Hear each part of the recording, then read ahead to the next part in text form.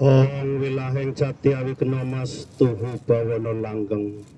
Gusti kang urping dumadi Sang Hyang Ismaya Kaki Kanjeng Ibu Ratu Kidul sekaring jagat.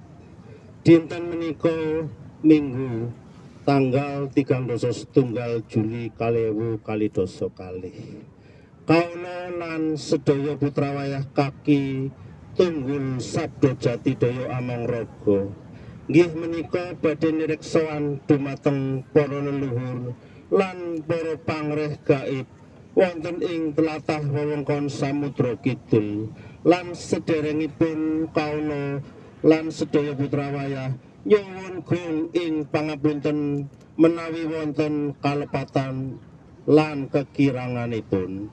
Niat kaula lan sedaya putra wayah nyuwun dumateng panjenengan dalem kang jumeneng wonten ing tanah wewengkon Samudra Kidul mriki nderek nguri-nguri lan memetri naluri ing tanah Jawi. Nyuwun pengayoman ngalap berkah, nyuwun bagas waras, slamet rahayu nirkalis ing sambikala. Tidak vihna saking sedaya godha rencana. Nyuwun dumateng panjenengan dalem wonten ing tlatah wewengkon Samudra Kidul tansah uringa lan nderek mbiyantu nyembadani sedaya panyuwunan kaula lan sedaya putra wayah. Para Hyang ingkang jagi plawangan Samudra Kidul nyuwun idin palilah badhe nderek lelaku wonten ing tlatah wewengkon Samudra Kidul. Duh Gusti, duh Sang Hyang Ismaya lan Kanjeng Ibu Ratu Kidul sekaring jagat.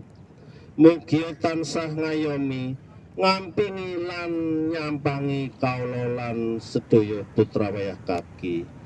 Mugi asma panjenengan dalam kaki lan panjenengan dalam Kanjeng Ibu Ratu Kidul sekaring jagat tansah dipun kurmati ing saendeng ing bawana lan alam mriko.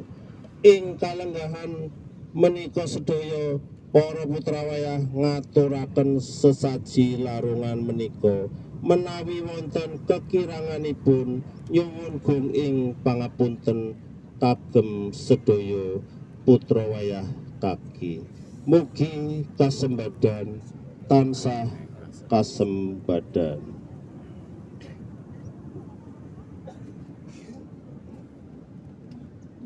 Selanjutnya saya akan berdoa untuk pelepasan penyu.